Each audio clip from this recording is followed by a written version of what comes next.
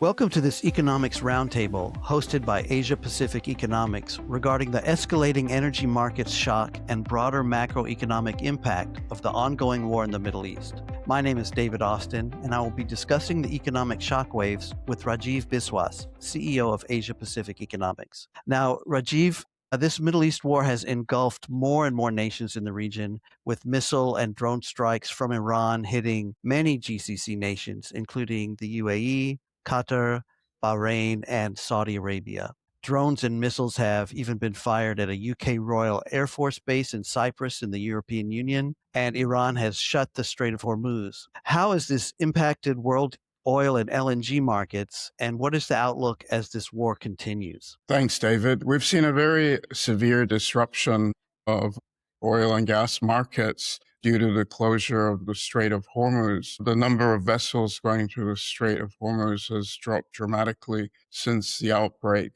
of the war. Global oil markets are now facing significant disruption because the Strait of Hormuz, prior to the war, accounted for about 20% of oil and gas shipping. So particularly in the Arabian Gulf, some of the world's biggest oil producing countries and also several important sources of LNG have now basically been unable to ship through the Strait of Hormuz. Of course, what that has meant for oil markets is that there's been a very big increase in world oil prices. We've seen Brent crude going from about $60 per barrel at the beginning of 2026 to now hovering in a range between $90 to $100 per barrel. And it even spiked up as high as $110 per barrel briefly. So that's a very big shock in terms of the increased oil price hitting many countries around the world. So that will create significant shocks to both economic growth in terms of reducing growth and also pushing up inflation. So a double hit that will be quite negative for many countries, particularly in the Asia Pacific, where they're quite dependent on imports from the Middle East. But the disruption to LNG is also very important because there's a significant part of world LNG shipments that goes through the Strait of Hormuz. And with that having been shut, what we've seen is that both European and Asian gas prices have surged quite considerably. And if we think back to what happened in 2022, when the outbreak of the Russia-Ukraine war, there was a severe disruption in energy markets for oil, but also for gas. European gas prices surged to very high levels back in 2022, which created a very big economic shock to Western Europe and also, of course, to some other important markets as well. But Western Europe in particular was very badly hit. So this kind of scenario of disruption to LNG shipments is also very concerning in terms of the outlook for Western Europe and also for the Asia Pacific region in particular. But I think when we look at the potential risk scenarios, a lot will depend on whether this is going to be a disruption that is measured in weeks or whether it becomes much more protracted and lasts for months. So I think at the moment already with some days of disruption, we've already seen dramatic impact on the world energy prices to the extent that there's been discussions in the G7 to see whether they ought to release some of their strategic oil reserves to help reduce upward pressures on oil prices. But we'll have to see how that evolves. And in particular, I think what's going to be very important is how the developments proceed in the Strait of Hormuz, whether there's any scope to allow any shipments through. Also, quite importantly for the oil markets, in particular, there's a pipeline that allows Saudi Arabia to transport oil through pipeline to the Red Sea port of Yanbu. And so that allows potentially up to 5 million barrels per day to be shipped, which is a very significant mitigating factor if that can be achieved on a consistent basis. But the problem is there's geopolitical risks in the Red Sea as well. We've seen very severe disruption of shipping through the Red Sea over the past couple of years because the Houthi rebels have been attacking shipping. So whether Hmm. that is a realistic, durable kind of solution also remains very uncertain. Right. And the Houthi rebels are linked to Iran, right? They're one of their proxy forces. Is that correct? That's right. And so there was a truce negotiated back in October 2025, which allowed shipping to resume. But because of the current situation where Iran is at war with Hmm. many of the neighboring countries, then there is the risk that the Houthi rebels could curtail the flow of oil, could potentially, of course, attack shipping, which would make it very difficult to insure tankers, and therefore the companies that own the tankers are not able to get insurance. That Hmm. might make it also very difficult to ship through the Red Sea route. So Right. geopolitical risks are not only affecting the Strait of Hormuz and have shut it down, but there's also this risk that the alternative to ship through the Red Sea may be also affected. There is the potential for Yanbu ship through the Suez Canal, but that's a much longer route. So countries are looking at all these options of how they Hmm. might be able to get at least some of the lost output that comes through the Strait of Hormuz through these other routes. The UAE also has a pipeline from Abu Dhabi to Fujairah, which could also allow up to 1.5 million barrels per day. So together, Saudi Arabia and UAE could potentially use pipelines to allow at least a significant share of the lost output that used to go through the Strait of Hormuz. But again, the geopolitical risks are quite severe. And what's critical is whether insurers are willing to insure these risks of tankers going through the Red Sea, where it's clearly been an area of considerable risk. There's been many ships that were attacked between 2023 and 2025. So it's very unclear at the moment how sustainable that will actually be. Given the fact that shipping through the Strait of Hormuz has fallen to a very low number of vessels during these recent days, what are the downstream implications for Asian downstream manufacturing supply chains from this disruption? Well, I think what we've seen with the closure of the Strait of Hormuz is that the suppliers, such as Qatar Energy, have actually been forced to shut production and declare force majeure on production of LNG. So that's about 20% of world LNG productions that's been shut down because Qatar has decided that the risks were too high.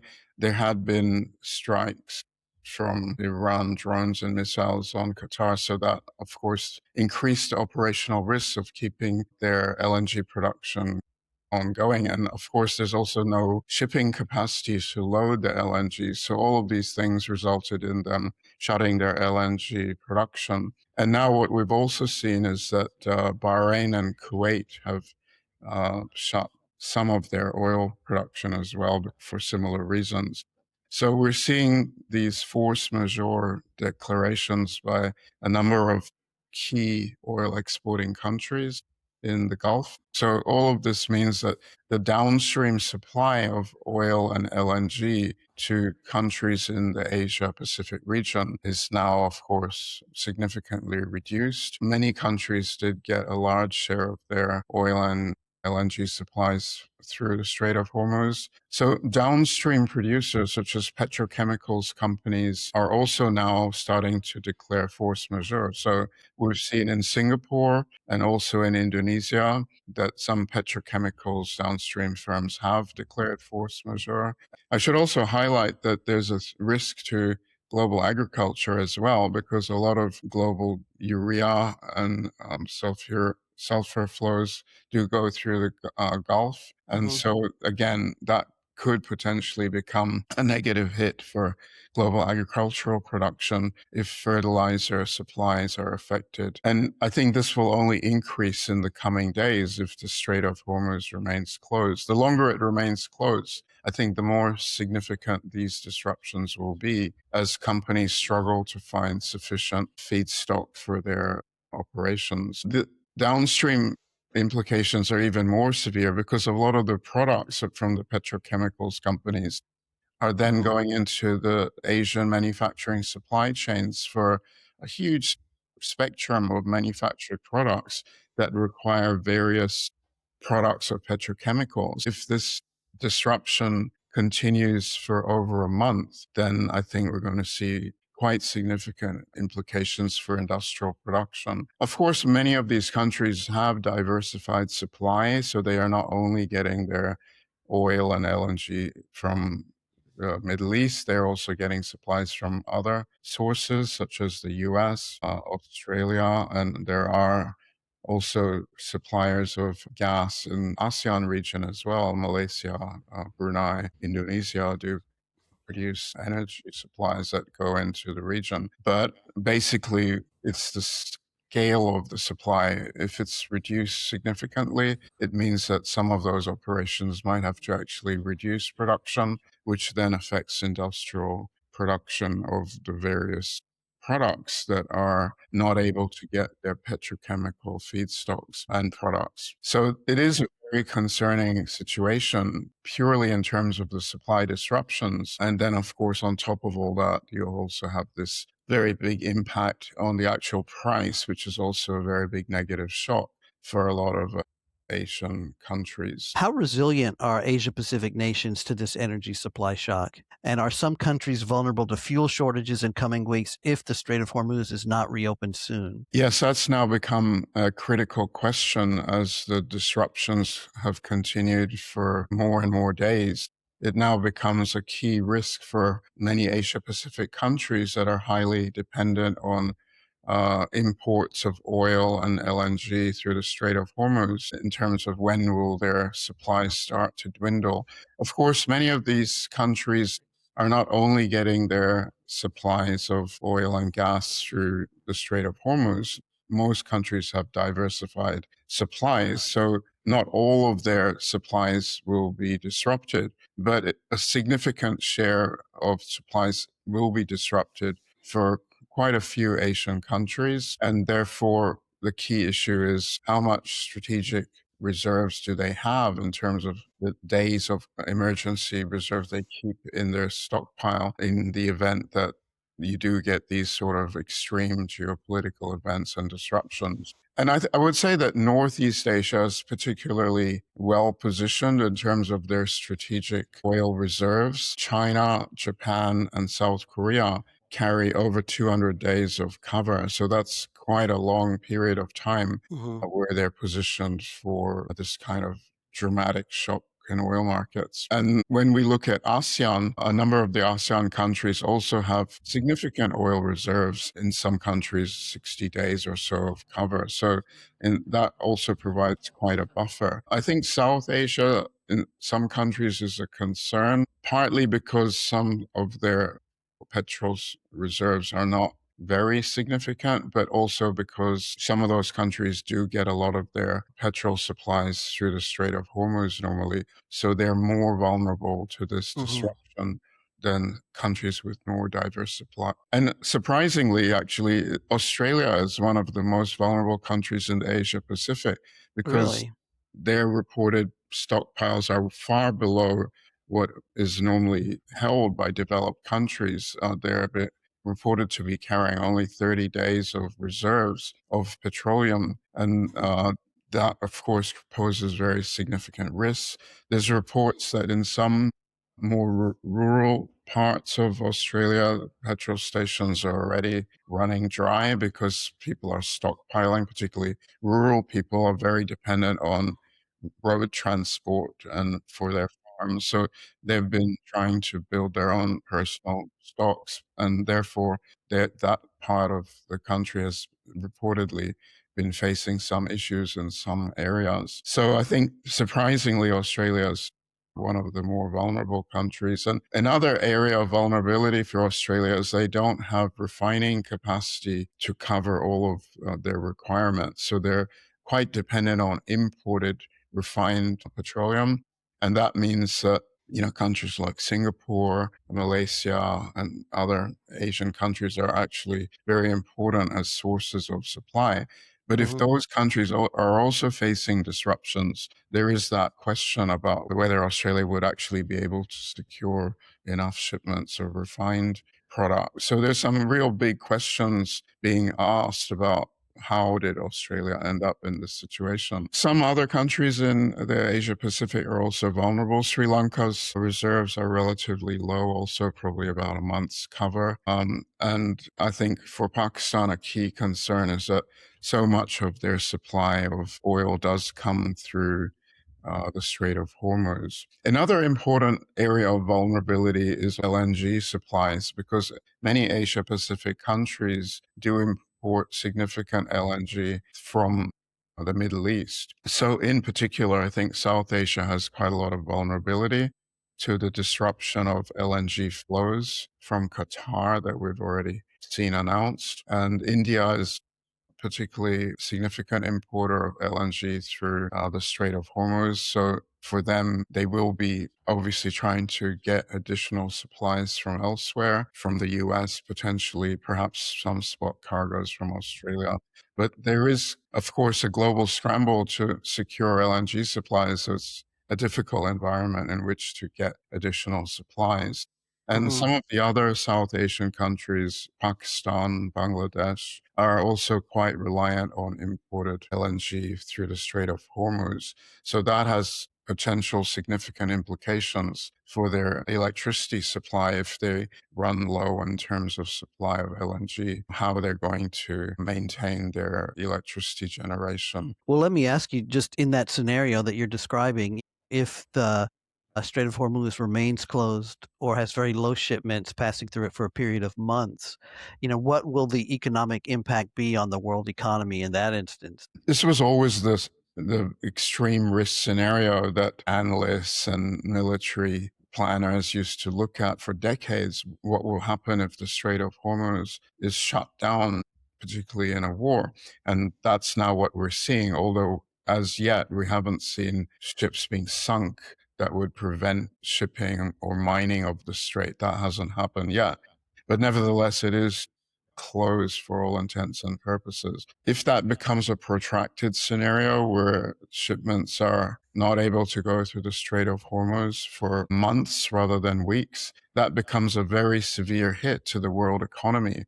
Of course, the immediate implications for oil and gas markets is clear that oil and gas prices might then move even higher. And clearly, even where oil and gas prices are today, it does represent a big negative shock for the global economy. And the shock comes through several channels. The disruption, of course, to the energy markets is creating a potential lack of supply, which would potentially affect industrial production in some areas. So there could be supply chain implications. Higher energy prices will also reduce economic growth in some of the most vulnerable countries that are highly dependent on imported energy.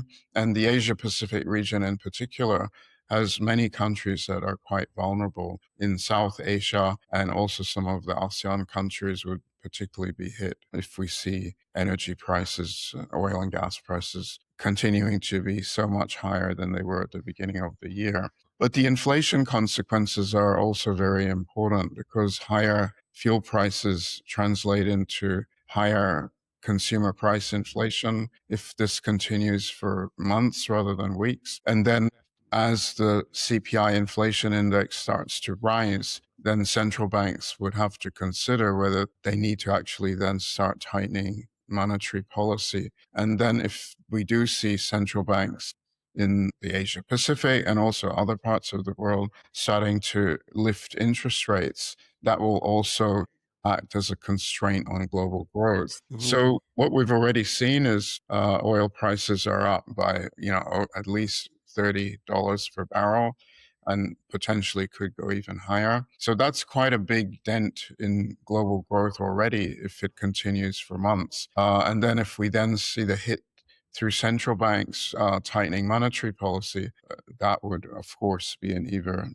bigger shock to global growth. So a Mhm. scenario where this continues for months is clearly extremely negative for the global economic outlook. And therefore, I think the governments around the world are obviously trying very hard to put influence on the key players in this conflict to try to find some sort of solution and a shift towards mediation. And I think trying to find grounds for a ceasefire Mhm. and negotiations that would at least allow oil flows and LNG flows to resume. Basically, if this disruption continues for months, then I think the world economy is going to be facing quite a severe negative economic shock. I'm sure we will be monitoring this and updating people as it goes, and hopefully it will not last for months, but we'll see, and keep looking at things. Thank you so much, Rajiv, for sharing your insights on this, and thanks everyone for joining us. Thank you.